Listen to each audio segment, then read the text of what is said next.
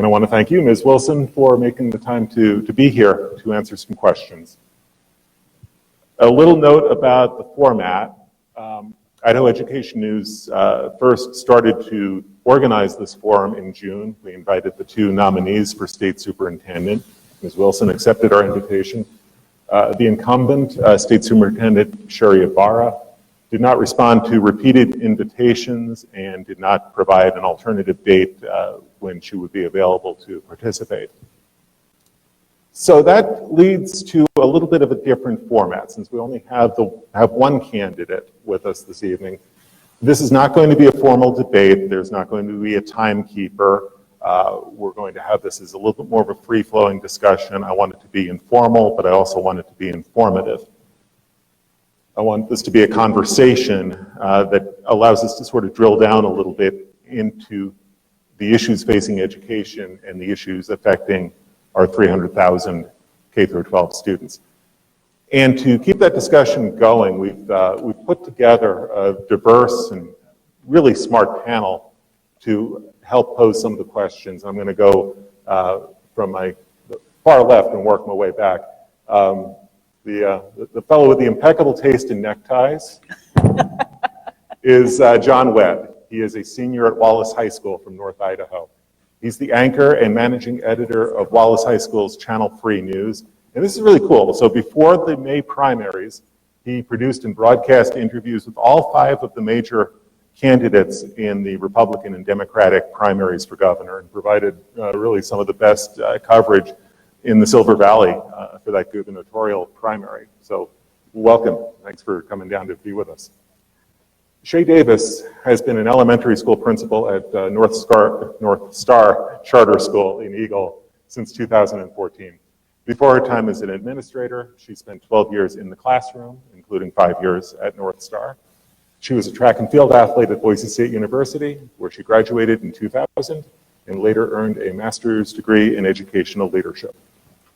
Lastly, Clark Corbin is a reporter at Idaho Education News. He joined us in 2013 when we launched our site, and he's an award-winning reporter who is leading our coverage of this year's state superintendent's race. He also works with me during the legislative session as we cover education topics at the State House, and he and I co-host Idaho Education News' weekly Extra Credit podcast. So we're going to encourage you all to join the conversation. We're going to look for written questions from the audience. Those will be brought up to me as we go. So if you hear something that you want to get a little bit more information about, by all means, we want to look for those questions. And if you're watching on Facebook Live, put your questions in. We will be monitoring that discussion. So we're going to try to get to as many questions, not just from the panel, but from you all in the next 75 minutes. So let's make sure that we turn off our cell phones and turn them down and refrain from any cheering or booing or loud demonstrations of any kind. And we'll get rolling right now. Ms. Wilson, why don't you begin by just giving us a brief introduction? Thank you. Thank you to everyone who is here tonight and everyone who's watching at home. And a big thank you to you panelists who are here, and to Idaho News and Boise State for sponsoring this program.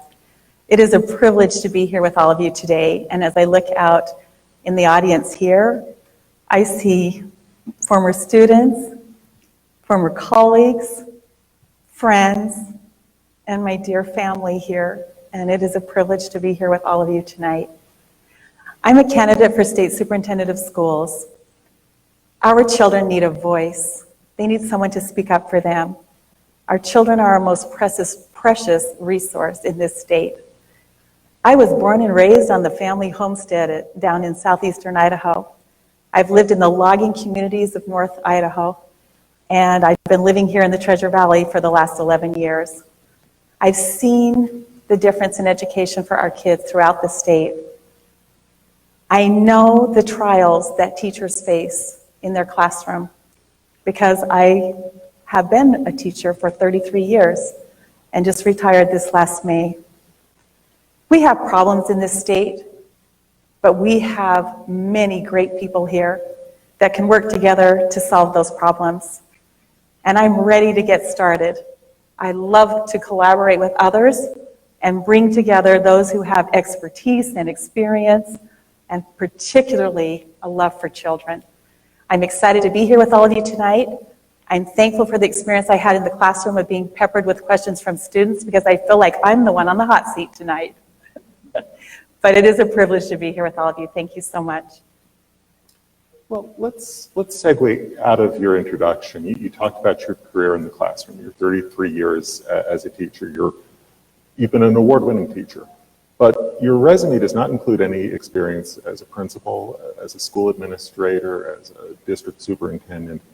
And this job, state superintendent, is a big administrative job. It's an agency of 135 employees. I mean, it's a big administrative task, and your background is more in the classroom and not in administration. What is in your background that makes you feel like you can make that transition to the administrative end? Thank you. Thank you for asking that question, because I'm sure that's a concern that a lot of people have. So let me just give you some background of where I come from and what leadership qualities I've developed over my career. So I began working actually on education issues back in 1984 when I started teaching. I traveled to Boise regularly and met in legislative hearings where I spoke up and testified in legislative committees on education issues. I also served on curriculum committee, which developed the first set of standards for Idaho back in the 1990s. We also worked on the end of course assessments, the first that were created here in the state in the 1990s, along with another committee. I've served in leadership positions as presidents of several locals in my education association. I've also served as an education lead in the Boise School District, who, along with a colleague of mine, we were able to train and teach other teachers best strategies to use when trying to get students to perform and engage in education. Probably the biggest administrative experience opportunity I was given was 3 years ago when Governor Butch Otter appointed me to serve on the Board of Correction. I'm part of a 3-member board there. We oversee over 3,000 employees and over 8,000 incarcerated folks and people on probation and parole. We have a multi-million-dollar budget, and it's been a wonderful opportunity for me to see what policymaking looks like at that level. One of the things I've really enjoyed doing is when I first got appointed to the board, I traveled the state. I went to all of our institutions. I met with probation and parole officers. I did ride-alongs. I talked to wardens. I talked to inmates. Because how else would you know what's happening in the state? I became an advocate for helping others succeed once they get out of our institutions. I want to take that same experience and use it to go into the Department of Education. I absolutely can't do this alone, but you know what? One of my strengths is hiring the best people, and I know people from all across this state that I'm going to bring on board to make changes. We can't talk about education policy without talking about the budget and talking about the $1.8 billion that the state is spending on education. And Clark, why don't you kick off that segment? Yeah, Cindy, thanks for being here tonight. As we speak, a legislative interim committee is in the process of rewriting and finalizing its recommendations for Idaho's complicated school funding formula. What do you think of the committee's work, and what are your priorities as Idaho moves forward with this important transition? We know that the last time we made any changes in how money was allocated in this state was back in the early 90s. When a study was, when people were polled on whether they thought we needed change in Idaho in education and funding, a large majority, in fact, I think it was over 90% said, yes, we do. So we're looking at a change from an attendance-based enrollment to, or attendance-based funding to an enrollment-based funding. I'm worried that by just looking at making that swap straight across, it will be more like just changing the chairs on a deck unless we actually put more money into that pot. There are still so many things up in the air. I think the committee has done a good job at looking at all the different possibilities of what can happen. But most telling for me was when the nonprofit commission, I've forgotten his name, the gentleman who was representing them at the last hearing they had, or committee meeting that they held, said, I worked the schedule this way because your state is spending so much less on education than every other state. That was a resounding comment that has stayed with me. We know that whatever happens in this change from attendance to enrollment, we have to, what we call, hold districts harmless. In other words, no district should receive any less. We also know that we need to put more money into special populations. It's proven that achievement is related to these 4 areas: poverty, special education needs, English language learners, and then of course we want to put some money into gifted talented because we don't want to leave those students out. So we definitely need to make a focus on that. Well, in working in a small district, I'm curious what you think this will mean for small districts and also rural districts. Yes, we have to make sure that our rural districts are funded well. And the problem with that is there are additional expenses that come with being a rural district. So you have the economy of scale that we have to look at and make sure that in a rural community, the students there have the same opportunities as those who live in the urban areas. If you only have a few students, say, who want to take a calculus A, B, and C, but you want to make sure that they're offered that opportunity, we have to look at different ways to make sure that we can provide that for them. It's not fair to them to not have the same education.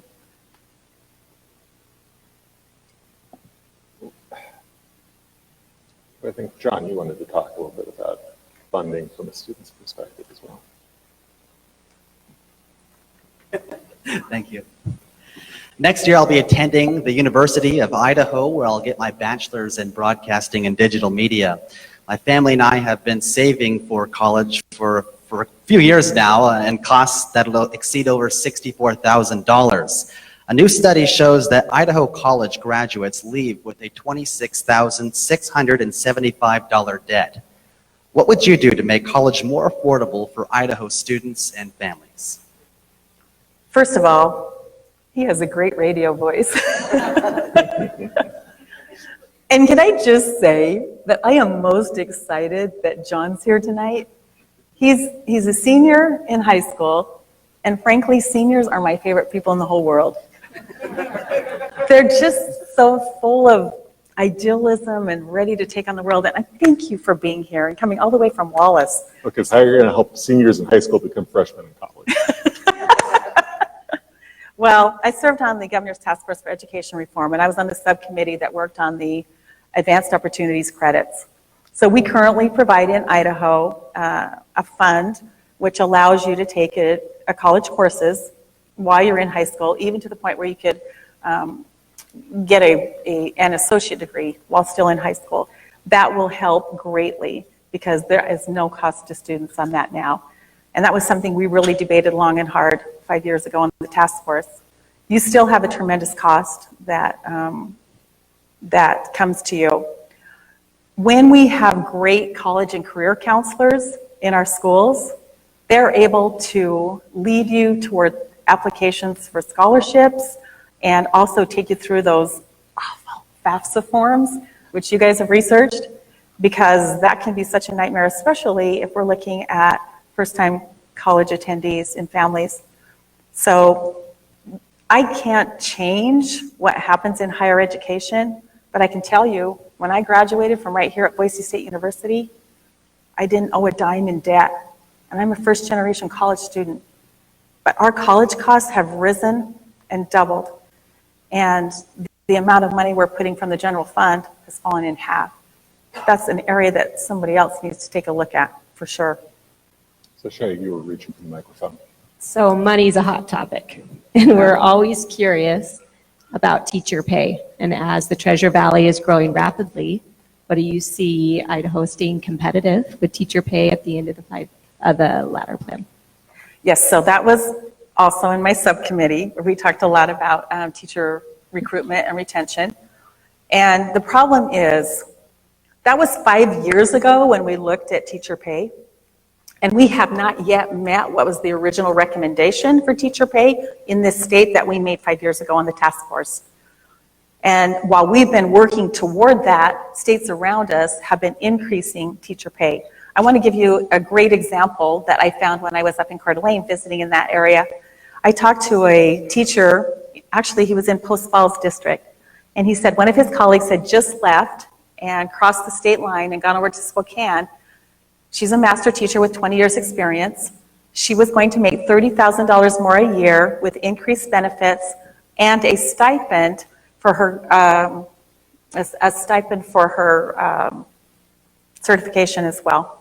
So we're not going to get to that point in Idaho. I don't expect right away, because Washington just had a 17% increase in education funding in their state. But we also can't afford to have teachers leaving this state in record numbers. We lose every year $6 million in having to retrain new teachers who are coming into the system. That came from the teacher pipeline report that was presented to the Board of Education. It's a cost to us. You know, we realize that increasing teacher pay is going to be an expense that we have to live with, but we're also losing in the fact that we train all these wonderful people and they either leave the profession or they go to another state. Let's keep them here. So what do you do to try to keep veteran teachers in the classroom? There's been a lot of talk about the master teacher premium. Your opponent has pledged to fully fund that program. Is that going to be sufficient to keep veteran teachers, talented teachers in the classroom? No, that's not sufficient. And the problem is, I looked at filling that out. I started working on that before I left the classroom this last May. It's a nightmare. It takes you more time to fill out that request for a master teacher premium, so many of our master teachers are choosing not to even do that.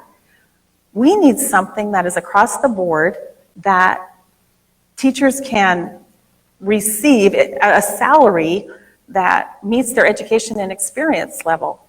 And that's not happening right now with what's in place. You know, the other thing we need to do that would help teachers is provide mentorship. Some of the districts are doing this because they realize that cost to them if they lose good teachers, but every teacher needs a great mentor. I know that's a tremendous help, because in the first 5 years, we lose 1 out of 4 teachers who have come into the profession. That's killing us. And, you know, we might sit here in Boise and say, well, we have a large teacher pool. We're hiring teachers from all across the state. Yeah, let me tell you about being in Burley this summer, where they started school with some open positions because they couldn't fill them. They had a mom they had to bring in to teach music because they couldn't get a certified teacher in. That's happening in a lot of rural communities. The other thing that's happening in rural communities is they're able to get new teachers who come in to teach in that community, but then they leave after a few years to go someplace else because they pay better. Why do we have such a large discrepancy in pay across the state? It's really not fair to kids. And let me tell you about something else that I saw up in Genesee. You know what Genesee had for turnover in teachers this year? 0. They had no turnover in Genesee School District. They also have one of the highest salary schedules in the state. That should tell us something. I want to move to another segment, to another topic. We can't discuss education policy, unfortunately, without talking about school safety. So I want to move to that area, and Shay, I want you to get us started in that segment. So as a principal, the safety of my students and staff is on my mind every day. I'm curious how you will fund it in a way that will cover the cost of so many things, from the training to the facility protection to the hiring of security officers. How will that look? Yeah, and I can relate completely to what you're talking about. Every year when we start our new teacher meetings, it hurts my heart to have to watch some of the training videos that we watch. And I know in the last violent incident that occurred in the United States, my students were really shook up.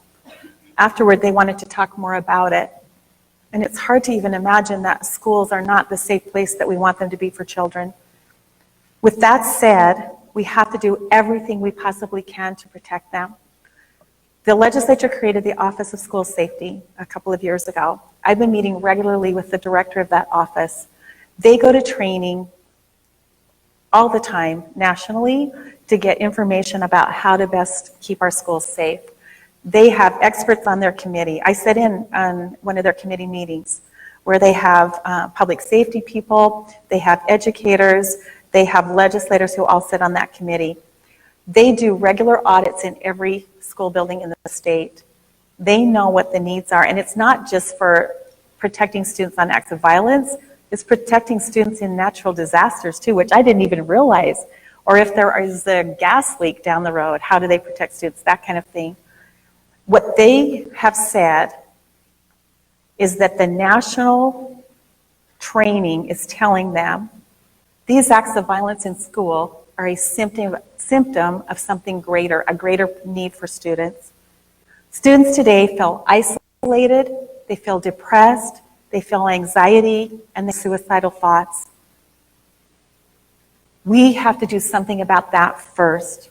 Now, obviously, that will take time, but putting some resources into early mental health programs for children, and I have some ideas about that too with the early childhood learning, but the other thing we can do in the meantime is take these audits from the Office of School Safety and then use those to help districts get what they need, because it's a clear decision on what these experts think would be helpful to schools.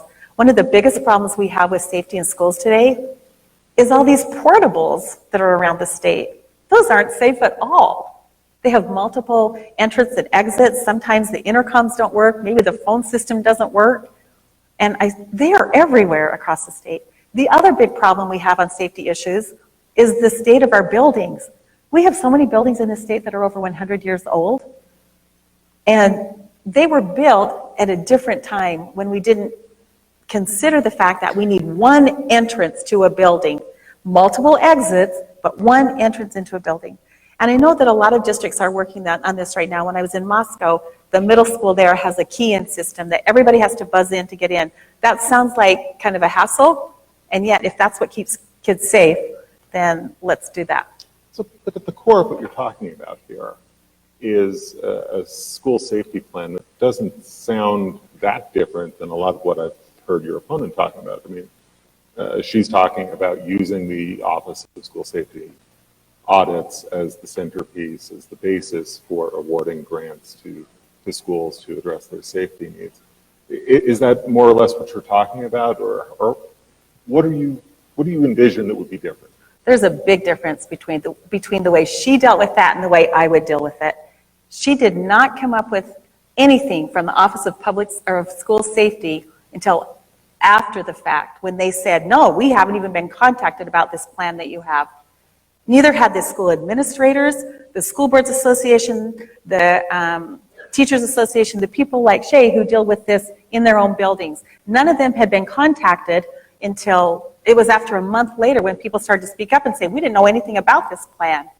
The other problem with that is the Office of School Safety was already considering a grant program and had applied for it at the federal level to bring that money into schools before she wanted to offer a grant program, a $21 million grant program that would come out of taxpayer funds here in Idaho. We should not be duplicating services. Those services they're provided by the Office of School Safety, and that's where that needs to happen.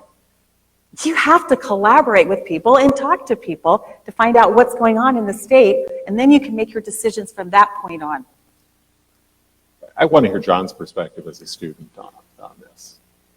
So I'm sure, as you know, just 2 weeks ago, we hit the 1-year anniversary of the Freeman School shooting that left 1 dead and 3 injured, just an hour away from my high school. As a student at the Wallace Junior Senior High School, I can remember the distress that the entire student body expressed. What will you, as the superintendent of public instruction, do to ensure that every student in Idaho is safe? Yeah, thanks for asking that. So ultimately, school safety is up to the districts. The districts get to determine how to best keep their students safe. What the state can do, however, is offer training so that the training is the same statewide, and they can also offer the same vocabulary. If a student moves from Nampa to Boise, they may call a lockdown something different in Nampa than what they do here in Boise. That's not right. They also need to make sure that they're practicing the drills the same, because when they have that similarity from district to district, it helps all kids. And our schools shouldn't be fortresses. Whatever we're doing to try to keep kids safe, we can't make it be like we're in a war against others. It has to be a haven of safety and security. Otherwise, children won't be able to learn in that environment. Well, let's segue then away from the safety aspect of the classroom to the learning aspect of the classroom. Let's talk about academics. Let's talk about outcomes. And John, why don't you get us started there as well? So Idaho education leaders set a goal that in the near future, 60% of the young adults will hold a college degree or post-secondary. We're stuck at 42%. I'd say about 51 kids out of 41, or excuse me, about 15 out of 41 plan to go on to some form of higher education, which many find to be pretty disappointing. What would you do differently to reach that 60% goal? First of all, when I heard that 60% goal, I was sitting in the Task Force for Education Reform. And I turned to someone next to me and I said, why is this 60%? I have since found out the why. That's the number that has been determined to have the most influence on the economy of a state. The economy of a state is influenced directly by the number of students who go on, either to go on to college or some kind of technical career. One of the problems we're facing in Idaho right now is that we don't have enough opportunity for students who may not be going on to college. Now, some districts are doing a fantastic job. For example, I was up in Potlatch, where they have a career tech program that's outstanding. And there are programs like that in various pockets around the state, but not every school has that available to students. That has been one of the first things that was cut. And the research tells us today, there was a report that came out that showed that by, I think it's 2023, students will need some kind of certificate or college degree to move ahead and to be successful in life and have enough of an income that they can have the quality of life that they could have years ago without it. So it's a significant number. And this ties right into a question from the audience. How does curriculum factor into all of this? I mean, there's a lot of attention that's been paid to programs like Advanced Opportunities, the College and Career Advisors you've mentioned this evening, all these line items to try to encourage students to continue their education past high school. How does curriculum factor into this, and what sort of curriculum do you think high school seniors need, and maybe even earlier on in the pipeline? What sort of curriculum is it going to take to prepare students? So let's ask ourselves this. What's the purpose of public schools? What's the purpose? Why are we even doing this? Why are we even talking about it, right? And at the top of everything should be learning. Learning. We've gotten away from what we want to have happen in schools. And we have emphasis on a lot of other things, but we've left behind this idea of learning. And that's where the curriculum comes in. What do we want students to know? And why? Why does it matter? Because if you're not telling a student why, they don't want to engage. They need to know why this matters. And in today's society, and a lot of my students have had these, they wear a watch that they can look up all kinds of information on it. So curriculum has changed since schools were started, right? Now what do we need from students? We need skills. We need to be able to transfer the knowledge here and apply it in our lives. We need to be able to make this knowledge work for us. And we do that with 21st century skills of collaboration, of critical thinking, of application. So those things have to be part of your curriculum.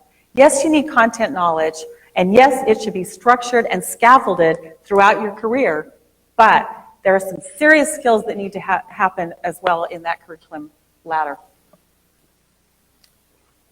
Well, I'm going to kind of jump in and ask a little bit more then about career technical education and the emphasis there, and how does that work into all of this?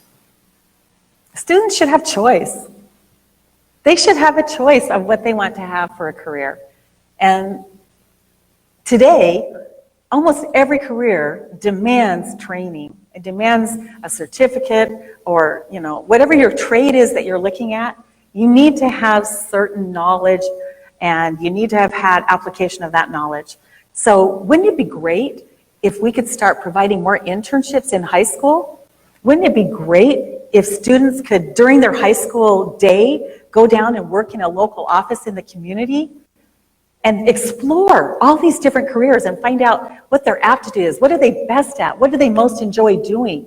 But if we only focus on getting kids off to college, that doesn't help those who may not have the aptitude for it nor the interest in it.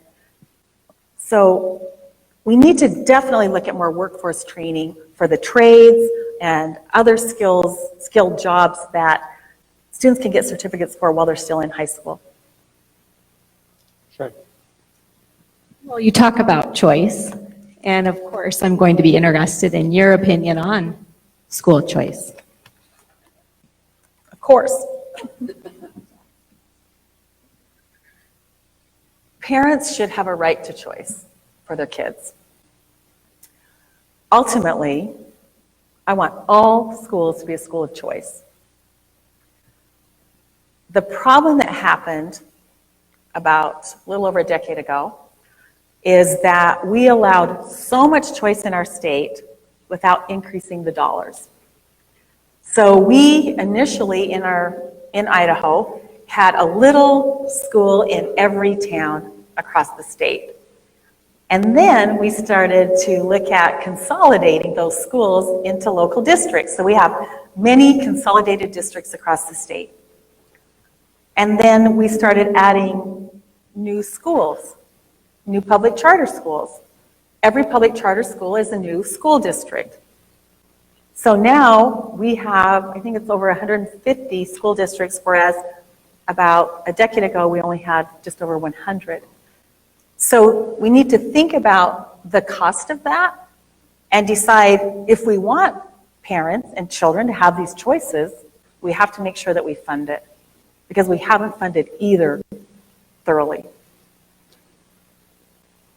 I want to get Clark into this conversation a little bit here to ask a little bit more about test scores and what we're seeing in test scores, what you're seeing in test scores. So why don't you take us down that. Yeah, thanks. I have a couple of different questions lined up, but I want to start with math. Idaho has not seen significant improvements in our standardized test scores, and many of our students continue to struggle. In math is one area, and we'll get to another next. But what would you do to help increase student achievement? What are we doing wrong when it comes to math, and why are our scores not moving? Excellent. I've actually started working on that already because I know it's a huge problem in our state. So I have some people working together on a policy paper, and what they have found is there are two components that we really need to focus on in math.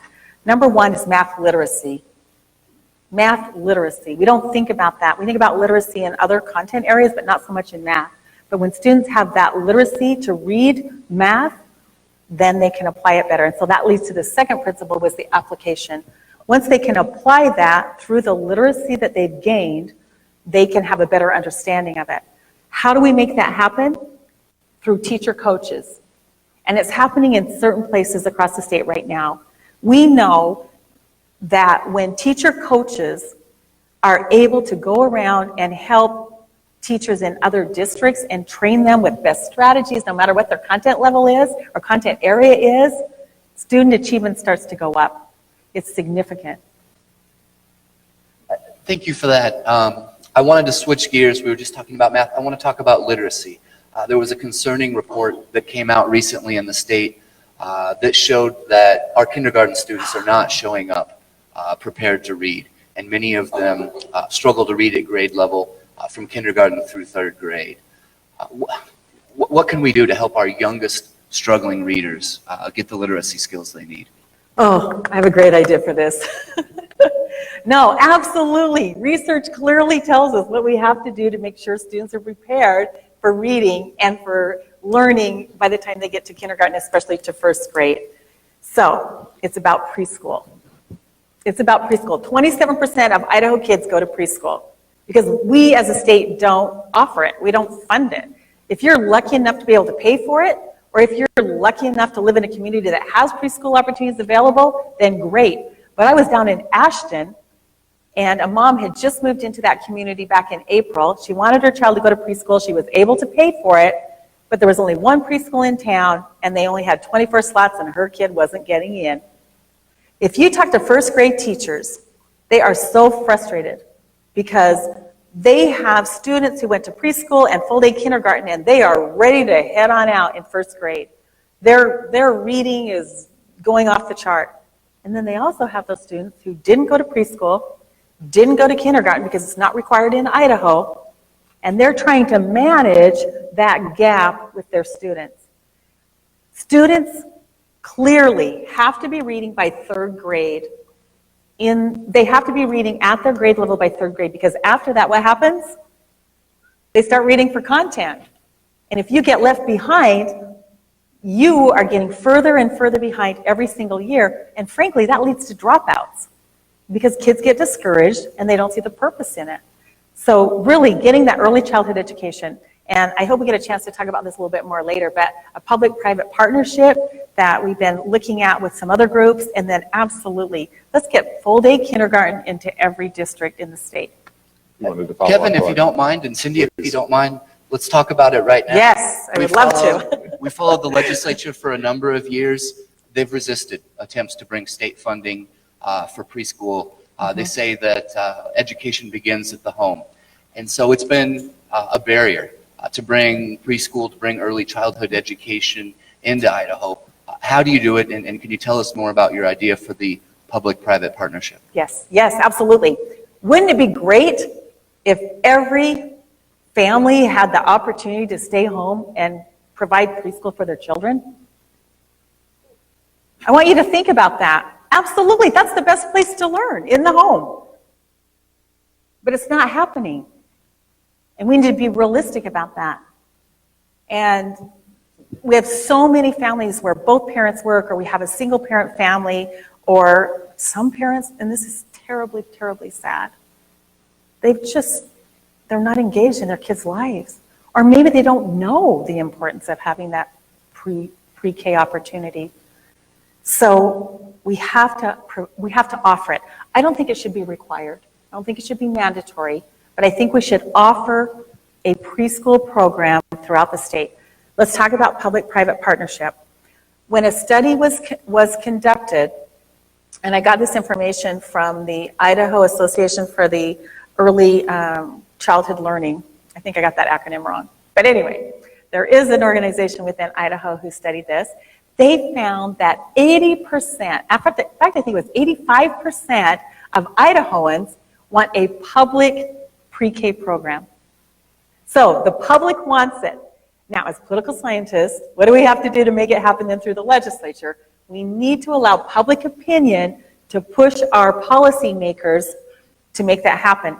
And it doesn't mean that we have to completely fund it all by ourselves. In fact, there are places throughout the state, I'll mention a couple of them. Caldwell, up in Idaho City, has this available, where they have partnered within their community with other organizations that help provide the funding for it, or maybe even provide the space for it. Because as I was talking to superintendents, they said, well, we don't have a place to offer preschool in our schools.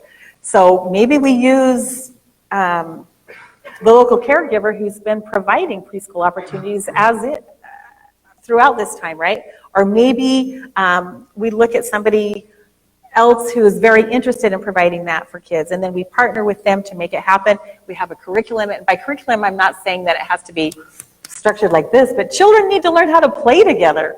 They need to learn these social skills and these civic skills to help them be good members of a classroom. So this all ties into a more broad question that we got over Facebook. And it kind of leads us into maybe the next phase of what we want to talk about this evening. And it has to do with the political realities that you would face if elected. I mean, you're a Democrat, the legislature is overwhelmingly Republican. How would you work in that state house to affect change for Idaho students? First of all, education should be nonpartisan, people. Look around. Children do not come to school for a Republican education or a Democrat education.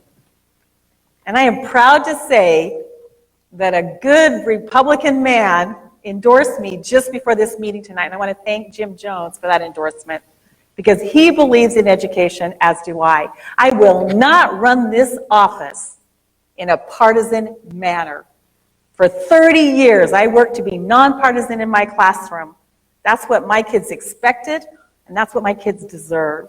And I will continue to do that. With that said, other people need to allow me that opportunity. But here's the good news. I've been working with the legislature since 1984. I know how to have a relationship with them. I have a relationship with more of them than the current superintendent does. I am regularly at the State House testifying on education policy and have been for years. You have to have relationship. We know, right, Shay, the importance of relationships in education? John knows, relationships with teachers, with fellow students, with your admin. Relationships matter. I will be down there at the State House working on relationships. And then the second part of that is we have to tell the story. If I need to bring all of you in to Boise to help me tell the story at the State House, we'll do it. Because they need to know what's happening. It can't just be whatever's happening in their little rural community or wherever they live. It has to be a story of what's happening across the state of Idaho. And that's what we'll use to get things done. We'll tell the story and we'll create relationships with policymakers. We want to ask questions about leadership and accountability. And I want to start and follow up on something you alluded to in that last answer. You talked about your opponent's relationship with legislators. You've been critical of the incumbent and her attendance, her performance on the job. And I want you to elaborate on that, but I also want you to talk about where you think that the incumbent has made some strides, has improved outcomes for students. So let's talk about both, the good and the not so good that you see in your opponent's performance. Well, she's taken a lot of the ideas that I've been talking about since April and trying to incorporate them now. I'm serious. A lot of the things that I've been talking about, Such as? Like as the school safety. It wasn't until after I started talking about the Office of School Safety and how I meet with them regularly that became part of the plan. There's one good example. I've been talking about paying teachers more and mastery teacher premiums and things like that, and now we see her saying, I'm going to improve it, or the budget. Oh, the budget, look how big the budget is. Well, there was a $100 million mistake on it, first of all, but with that said, I'm so disappointed that in the lack of leadership. There's two kinds of leaders. There's managers and people who have a vision. We need someone with a vision in this office, someone who looks beyond the next election cycle, somebody who sees 10 years into the future and creates a strategic plan to make things happen. So those are areas of concern that I've had with the leadership. In fact, this reminds me of a couple of years ago, I had the opportunity to go to Ghana and work in an orphanage there. And while I was there, it was an election year. And the people were all very excited because they said, we love election years because the electricity works and the potholes get fixed. So what would your budget look like as opposed to the budget that we saw presented about a month ago? And I'm probably stepping into an area that Clark is more well-versed in than I when it comes to the K-12 budget. When elected, I will have to present the superintendent's budget in January. So I'm tied to that budget. However, we could still make changes in the future. With that said, though, I think it's very telling, a conversation I had with a new superintendent in North Idaho. He was recently hired at one of the bigger school districts in the state. And when I called him to ask him about hurdles that he was facing as a new superintendent in Idaho, it was very interesting how he responded. He had been in Colorado and he had been in Kansas. And he said, quite honestly, I've never seen a budget like this before. He said, there's nothing left for me to do. I have line items for everything. He said, there's no discretionary funding coming into my district. How am I able to determine needs of my students and teachers within my own schools when I am line items on everything on this budget? So that's an area I definitely want to take a look at, because if superintendents don't have the opportunity to be visionaries for their individual school districts, along with their school boards, to determine what the needs of their local schools are, we have a problem. We need to make that easier for them to decide what's going to best help student achievement, recruit and retain best teachers, and provide the best learning opportunities for kids. Kevin, if I could, we got a question Please. from a friend on Facebook, and it kind of relates to myself. What can you do to make sure a student in Wallace has the same opportunity as a student in Boise? Great question. That's one of the reasons I'm running, darn it. I taught for 24 years in Orofino. 3 of my Orofino kids are right up front here. Well, you're not kids, you guys are. It was a long time ago. But gosh, I came here to the Treasure Valley, and I clearly could see my kids did not have the same opportunity that kids here have. And as hard as I worked, they still didn't have those same opportunities. And there are kids like that all across this state. In the Idaho Constitution, Article 9, Section 1, it clearly states that all students across the state should have an education, and it should be equitable across the state. It's not fair to kids. So one of the things I promised to do when elected is to fight for rural communities, not to take away from urban communities who have more or are able to do better with the tax base that they have, but to provide equity for people like you, John, and people like my kids. And I'm fighting for my kids in Orofino and Lehigh. It's not fair. I think this ties in a little bit to a question Shay wanted to ask about some of the requirements that all districts are facing, whether it is an Orofino or a Boise or West Ada. My question is around the state reporting that's required, and in a small district, the load of that falls on few people. So I have appreciated this year, the current superintendent, she seems to have streamlined it through her committee, but what do you plan to do if elected? That's one of the first things I hear from superintendents across the state is the amount of reporting they have to do. Now that is not such a big deal if you're in a larger district, but if you're out in Homedale or you're over in Melba and you're the superintendent and you don't have the staff of people to help you with this reporting, that becomes a nightmare. We can streamline it by working together, the State Board of Education working together with the Superintendent of Public Instruction to decide what kind of reporting needs to happen and make it to where it's more of a, I don't want to say checkbox, but it's something that is manageable for these, especially smaller districts, to make that happen. So I think bringing those people on board and saying, what would work well for you, and then determining what is it we really need to know, because we know we have to be able to report on what's going on in the districts, and we need to have some accountability in the districts, but what can we do so that superintendents and other leadership in these small districts are burdened with that to where the point they don't have any time to think about what they want to do in the future.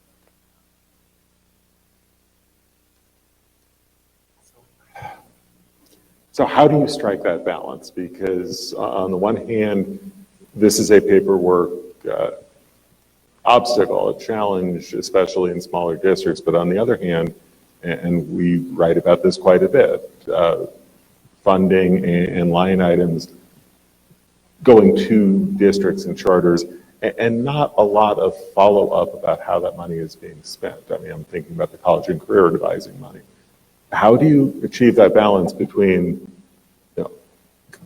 unshackling administrators and ensuring that there's accountability on how the money is being spent and the outcomes that it's producing? That's a really good question. And honestly, it's one that needs to be answered with superintendents working together with the State Department and the State Board. Absolutely, we need to make sure that there are plans in place for what districts plan to do, but they should not be so time intensive that it takes away from the basic management of your school district. And from what I'm hearing from superintendents, they could be working for days on one of the individual of many plans that they're required to submit into either the State Board or the State Department on how money is spent. The results should show, and then I think we have to go back and say, okay, you're not meeting the expectations. Now, what can we do to bring in some other advisors, maybe provide some other resources for you to ensure that happens? Let's talk about change, and let's talk a little bit about the relationship within the State Department of Education and maybe between the State Department of Education and stakeholders. And this is something Clark has written about a lot over the past few months.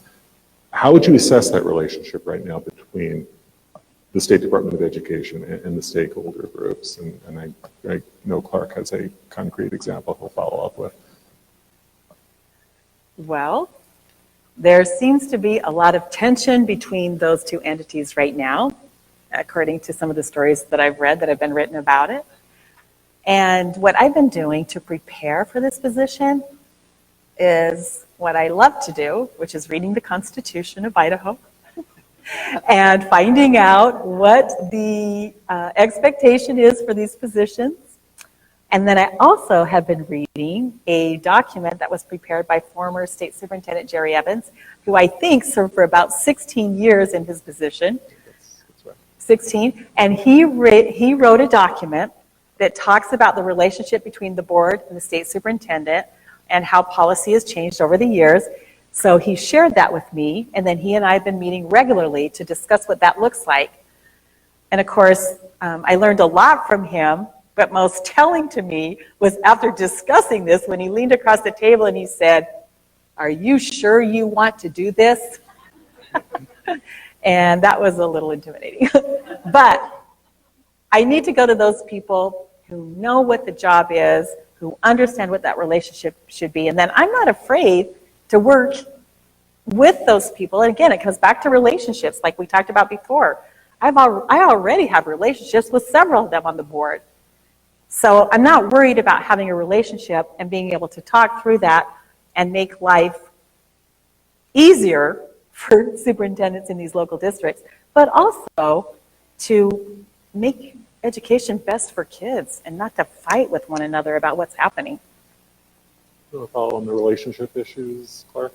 I think, Kevin, that she answered my question about the relationships. We were going to ask about the ESSA plan and the school safety plans, but if I could yield my time to John, he has a great question he's been working on about student voice and what role that plays in education. So as a student, I like to have a say in my education. The State Board approved the use of student surveys as a tool to assess schools across Idaho. The survey shows that many students are not engaged. What would you do with these results, and how do you plan to use student voice to improve education in Idaho? You matter more than anybody. Seriously, if your students don't enjoy school, we have a problem. My fellow teachers and I work hard to help make sure that student learning is fun, that it's interesting, that it's engaging. I tell you what, if you're not having a good time, I'm not having a good time, and it's a nightmare in the classroom, right?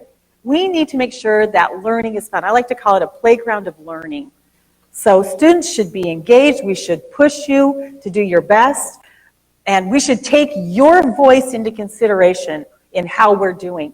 I think most teachers, along with me, ask for a student survey at the end of the year anyway. We ask and say, hey, what did you enjoy? What worked well for you? What did you think when I got after you for this? So that we can improve and make it better for the next year. I love student voice. And here's another idea I have, and I wish you weren't graduating for this purpose. I want to have a state student council. We take kids like you, John, from up in Wallace. We take kids from my hometown of Preston. We take students from up in Driggs and all over the state. And we get you together and we say, what do you think about what's happening? What can we do to better serve your needs and your desires for an education? And we hear you because you, like I said, seniors are my favorite people on the earth. You guys, you just have an understanding and an idealism that sometimes we as adults have jaded. So yeah, I want to definitely use your voice. Kevin, can I ask a question? Please. So you've mentioned a few times about great teaching, engaging teachers, and also the mentorship of the teachers. Do you think our current evaluation process and how we support teachers is adequate for those teachers they need to do for our kids? I would like to ask you a question, but I don't want to appear like a federal hearing did the other day. But I really would like to know what you think. But, you know, the evaluation tool we're using today was not created as an evaluation tool. That's concerning to me. What I see as an ideal evaluation is my administrator walking by my classroom regularly, popping a head into my door, coming in and sharing with students what they think about what we're studying in my classroom regularly to see what's happening. That's the best kind of evaluation I can get from an administrator. But the problem is we burden them with paperwork and other issues, and especially if you're in a small school. I can't believe I talk to superintendents who, they're the superintendent, they're the principal, and they teach a class or two a day. How can they get around and pop into all of their teachers and see what's going on? So I would love to change that tool. So I want to get to a question that we got on Facebook about mastery-based education, which has been a pretty big initiative over the past few years. Do you support that? Well, I served on the subcommittee that recommended it. So yes, I like mastery learning. And first of all, I think we need to define what it is. Mastery learning is ensuring that every single child masters or has a great understanding of the content and skills that are necessary before they move on. We started doing that at my school actually 2 years ago. We started taking our government curriculum and seeing what standards we wanted students to meet and trying to determine how to assess that standards. And what we heard on the Committee for Reform that met back in 2013, when we talked to people in other states who were using this system, the biggest problem with mastery is assessing it. I'm still not sure we're ready to assess mastery learning because that's something that we struggled with as educators, and we need to really pay attention to how to make that happen. One of the concerns I have currently in the State Department is that everything else has been pretty much gutted so that everyone there can work on mastery. That is not a good plan. It would be better to train teachers in mastery and let the teacher trainers go out into the communities, I think, and teach it. Well, let's also talk about the politics of mastery, though, because the legislature has been somewhat skeptical about the concept. They've kind of, put the brakes on mastery this past session. That's the reality you would inherit if elected. So how would you bring legislators and maybe the general public along to the concept? When mastery is done right, it's just good teaching. What do we want students to know? How do we know when they know it? What will we do when they don't know it? Those questions are key to mastery. I'm not sure that all policymakers really understand what it is or what it looks like in a classroom or the specifics behind it. So Being able to share that with them is going to be a key point in getting them to want to move forward. This is something that needs to move forward slowly, again, mainly because of assessment. Mastery teaching is not so difficult, but how do we determine when kids get it? And then what do we do when they do get it? Are we ready to differentiate in a classroom? So if I have 5% of my students who, they've mastered it, they're ready to go on, am I ready to differentiate for all the others who are not there yet? That takes some strategy and that takes some professional development to help teachers get to that point to make that happen. We've only got about 10 minutes left. What? So, I feel like I'm doing all the talking. This is embarrassing. I never do this in a classroom. I just want you to know. we only have 10 minutes left. You're the one with a name on the ballot, so you're going to do most of the talking. But we're in a little bit of a lightning round mode now. So Okay. I'm going to ask some questions Fast. that we get from the audience and that we're getting over Facebook. And I'm looking to the panelists and see if they want to get back to some questions that they wanted to get to. Audience question about bullying in public schools and what you would do if elected to address that problem. Civics. You want me to go? Yes, I mean, it's not that quick a lightning round. You can go more than one word on it. Civics solves so many problems. So first of all, let's define civics. And civics is something I've been doing in my classroom for my entire life. I don't care if I was teaching speech or philosophy or econ or whatever it was. I did it through a civics lens. And guess what, people? It doesn't cost any money. It doesn't cost any money to teach through a civics lens, and that's what's so exciting. But what civics does is it teaches students the importance of a democracy and of our government and our founding documents and why it matters to maintain a democracy. And then it teaches the civic dispositions of civility when you talk to one another, of respect for differences with one another, of having a sense of community in your classroom, in your school. Good principals do this in their school. My principal did it well. I spent 2 weeks at the beginning of every year creating an environment in which we had civility toward one another. We could talk about the toughest subjects around, but we did it in a civil manner. That will help with bullying, that will help with school safety, and it will help children develop an appreciation for the democratic principles that this country was founded on. Okay, that's the proactive side of the coin on bullying. I mean, the reactive side is what does the state do, what do schools do when there is an incident of bullying? We do have a bullying law that's been on the books for a couple of years. Do you think that law is going far enough? Do you think there need to be changes in that law to make it more effective? You know, it doesn't matter what law you have if people don't believe in what you're doing. So we have to teach students to be upstanders for one another. I can sit back in my classroom and tell kids, stop doing that, stop doing that. But when my student over here tells somebody over here, hey, knock that off, or why are you treating someone like that? So a lot of it, I think, is teaching other students to take care of one another. I don't think it's that hard to do. And I definitely think that teachers and administrators need to address that. When they're told that there is bullying happening, we need to address it. But we also need to teach students how to stand up for other kids.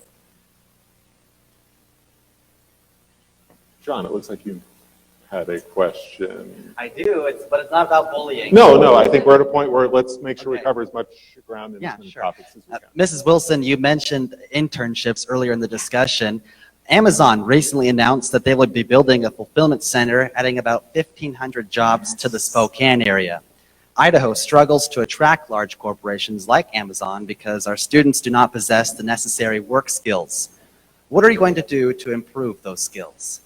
Yes, that's a good question. But guess what? We're getting an Amazon distributorship over here in Napa. And they're paying $15 an hour. Wow. We're not going to be able to keep any teacher's assistants in our schools. It's another issue we have. But the average job nowadays definitely requires a greater skill level. You know, I came from the logging community of north central Idaho, and the mills there are all automated. You better understand some physics. You better know math to be able to work at the mill. That's interesting to me. So we need to do a better job of providing opportunities for all kids, not just those, like I said, that are college bound, to have the certification necessary. And can I just jump off on a little tangent here? Sure. Why do we have this school day we do? I mean, why do we have the schedules that we do? Let's start thinking differently. How can we change so for years it has bothered me that everything is based on the bus schedule. Oh, I can't take my kids downtown because they might miss the bus schedule. Let's be flexible. If I have a student who has a desire to go in and learn about how to run the mill in their area, can't we create an opportunity to make that happen within their school setting and provide a credit for them to go and learn those skills? Let's think differently than what we've thought all throughout history, really. We don't have a lot of changes in what we're doing in schools. Let's stay on that theme of preparing students with job skills, and let's talk a little bit about, we have a STEM Action Center. It's been in place for a couple of years, but it's not under the State Department of Education, it's under the governor's office. How do you think that policy relationship is working, and how would you work with the STEM Action Center if you were elected? The STEM Action Center are rock stars. Is rock stars? Okay, singular STEM Action Center, people who work there are rock stars. Okay. They are amazing. They are doing great work all across the state. I love the work they're doing. But it's not connecting well enough with the State Department. That's, again, where you need to be collaborating with them. And I don't really understand why. I think it was put in the governor's office to make sure that it happened in the way that was intended there, but I think that could totally be merged together and come together as one and make it happen within the State Department.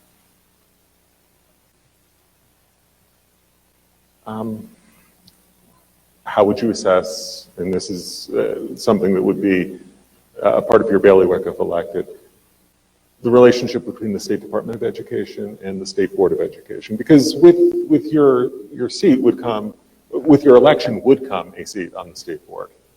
How do you see those two entities working together or not working together? Well, you have to work together, but there's a key difference here. The state superintendent is a constitutional officer elected by the people.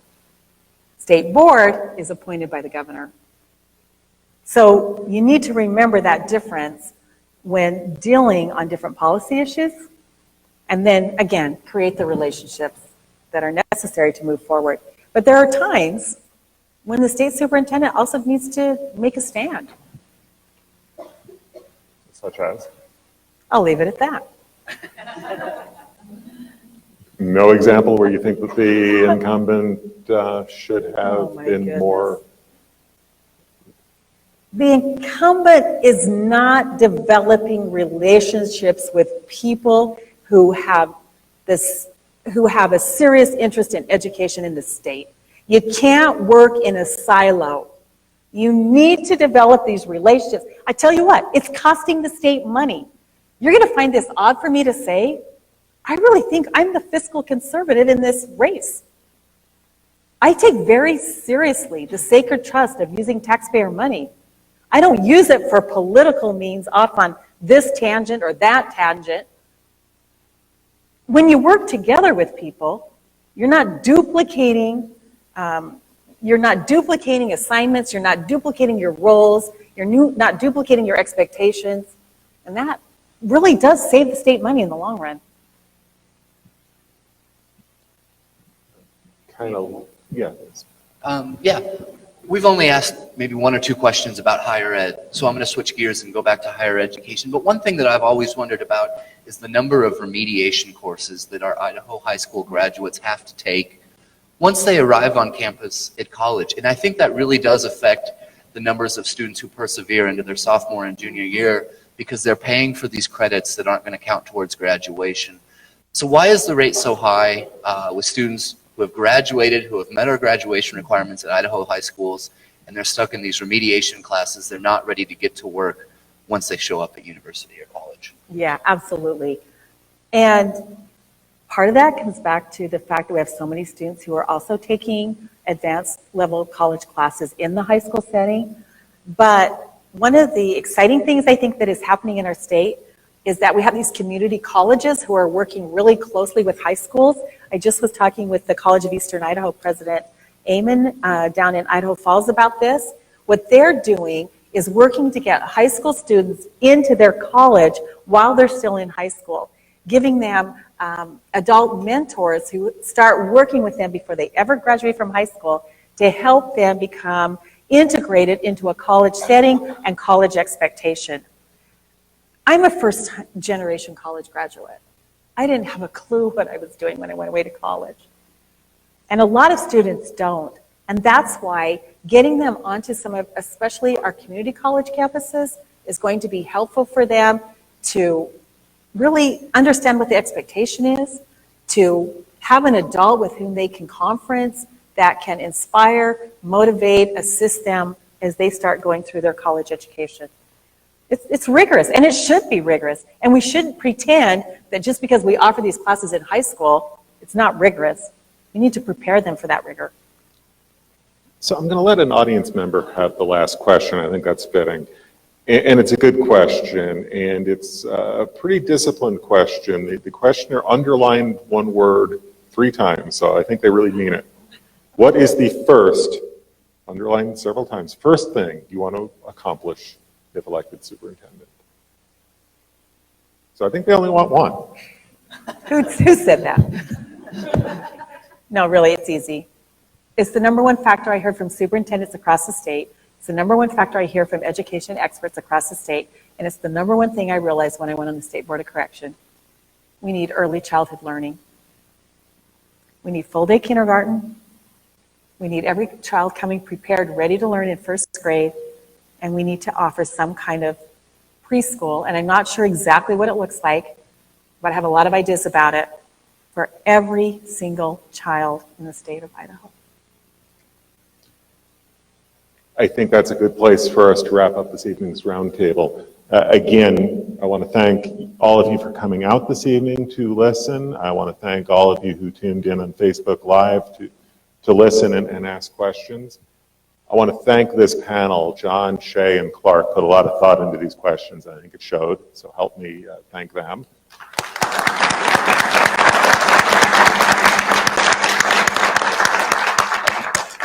And I want to again thank our friends at Boise State University for making the space available for us and hosting us this evening. And I want to thank you for joining us this evening.